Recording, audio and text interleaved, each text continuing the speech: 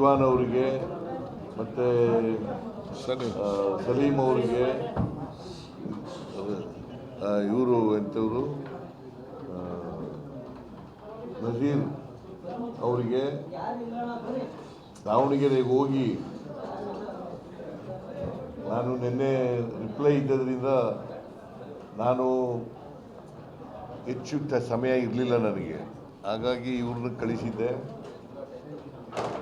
ಅವರು ನಜೀರ್ ಹೋಗಲಿಲ್ಲ, ರಿಜ್ವಾನ್ ಮತ್ತು ಸಲೀಂ ಹೋಗಿದ್ದರು. ಅವ್ರು ಹೋಗೋ ಅಷ್ಟೊತ್ತಿಗೆ ಟೈಮ್ ಆಗಿಬಿಟ್ಟಿತ್ತು. ಸೊ ಹಂಗಾಗಿ ತೆಗಿಸೋಕ್ಕಾಗಲಿಲ್ಲ, ಅವ್ರು ವಾಪಸ್ ತೆಗಿಸೋಕ್ಕಾಗಲಿಲ್ಲ. ಸೊ ಅವರು ಮನವೊಲಿಸಿ ಅವ್ರನ್ನ ರಿಟೈರ್ ಆಗಬೇಕು ಅಂತ ಹೇಳಿ ಅವರು ಒಪ್ಕೊಂಡು, ಯಾಕೆಂದರೆ ಅವರು ಕಾಂಗ್ರೆಸ್ನಲ್ಲೇ ಸುಮಾರು 40 ವರ್ಷಗಳಿಗೂ ಹೆಚ್ಚು ಕಾಲದಿಂದ ಇದ್ದಾರೆ. ಕಾಂಗ್ರೆಸ್ಸಿನ ಕಟ್ಟಾಳು ಅವರು, ನಿಷ್ಠಾವಂತ ಕಾರ್ಯಕರ್ತ.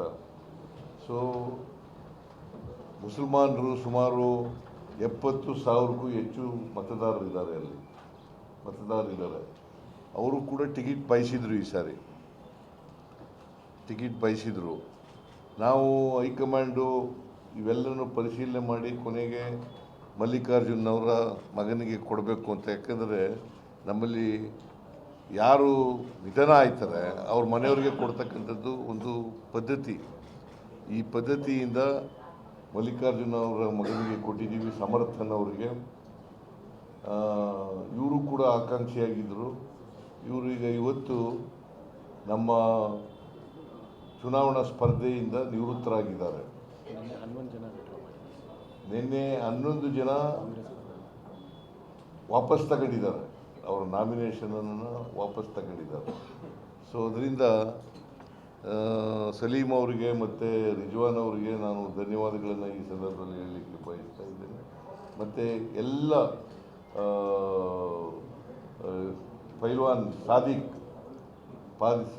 ಭಾಳ ವರ್ಷಗಳಿಂದ ನನಗೂ ಅವ್ರ ಪರಿಚಯ. ಸಾದಿಕ್ ಅವ್ರು ಪೈಲ್ವಾನ್ ಕುಸ್ತಿ ಮಾಡ್ತಾ ಇದ್ದವಿಂದ ಪರಿಚಯ. ನಾನು ಕುಸ್ತಿ ನೋಡೋಕೆ ಹೋಗ್ತಿದ್ದೆ, ಇವರು ಕುಸ್ತಿ ನೋಡೋಕ್ಕೆ ಹೋಗ್ತಾ ಇದ್ದೆ. ಸಾದಿಕ್ ಕುಸ್ತಿ ಮೈಸೂರಿನಲ್ಲಿ ಕುಸ್ತಿ ಅಖಾಡ ಇತ್ತು ಒಂದು, ಅದು ಚೆನ್ನೈ ಅಖಾಡ. ಚೆನ್ನೈನವರ ಅಖಾಡ, ಅಲ್ಲಿ ಕುಸ್ತಿ ನಡೆಯೋದು. ಆಗ ಹೋಗ್ತಾ ಇದ್ದೆ. ಇವರು ಚಾರ್ಲಿ ಅಂತ ಇನ್ನೊಬ್ಬಿದ್ರು, ದೊಡ್ಡ ಚಾರ್ಲಿ ಅಂತ, ದಾವಣಗೆರೆಯವರು. ಅವರು ದೊಡ್ಡ ಪೈಲ್ವಾನು, ಇವರು ದೊಡ್ಡ ಪೈಲ್ವಾನ್. ಇವ್ರು ಕುಸ್ತಿ ನೋಡೋಕೆ ಹೋಗ್ತಿದ್ದೆ. ಸೊ ಇವರು ಆಕಾಂಕ್ಷಿಗಳಾಗೋದು ತಪ್ಪೇನಿಲ್ಲ. ಬಿಕಾಸ್ ಅಲ್ಲಿ ಮತದಾರರಿದ್ದರು, ಮುಸ್ಲಿಂ ಮತದಾರರಿದ್ದರು. ಅವರು ಕ್ಯಾಂಡಿಡೇಟ್ ಆಗಬೇಕು ಅಂತ ಬಯಸಿದರೆ ತಪ್ಪೇನಿಲ್ಲ. ಆದರೆ ಎಲ್ರಿಗೂ ಕೊಡೋಕ್ಕಾಗಲ್ಲ. ಕಾಂಗ್ರೆಸ್ನ ನೀತಿಯಂತೆ ಯಾರು ಮರಣ ಹೊಂದಿದ್ದಾರೆ ಅವ್ರ ಮನೆಯವ್ರಿಗೆ ಕೊಡೋದು ಅಂತೇಳಿ ಬಾಗಲಕೋಟೆಯಲ್ಲಿ 2 ಬೈ ಎಲೆಕ್ಷನ್ಗಳು ನಡೀತಾ ಇದ್ದಾವೆ.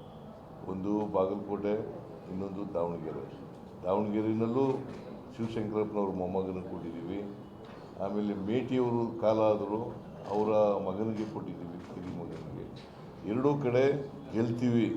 ನಾನು ಪೈಲ್ವಾನ್ ಸಾದಿಕ್ ಅವರಿಗೆ ಧನ್ಯವಾದಗಳನ್ನು ಹೇಳಲಿಕ್ಕೆ, ಯಾಕೆಂದರೆ ನಮ್ಮ ಮಾತನ್ನು ನಂಬಿ ನಾನು ಮತ್ತು DK ಶಿವಕುಮಾರ್ ಮಾತುಗಳನ್ನು ಅವರು ಒಪ್ಕೊಂಡು ವಾಪಸ್ ಇವತ್ತು ರಿಟೈರ್ ಆಗಿದ್ದಾರೆ.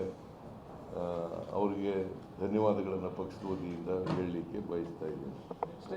ನಮಸ್ಕಾರ. ಆಯಿತು, ಅದೆಲ್ಲ ಬಿಡಿ, ಅದೆಲ್ಲ ಏನಿಲ್ಲ. ಚರ್ಚೆ ಮಾಡೋಕ್ಕೆ ಹೋಗಬೇಡಿ. ಚರ್ಚೆಯನ್ನು ನಾವು ಮಾತಾಡೋದಿಲ್ಲ, ಉತ್ತರನೂ ಕೊಡೋದಿಲ್ಲ, ತಲೆ ಕೆಡಿಸ್ಕೋಬೇಡಿ. ಓಕೆ.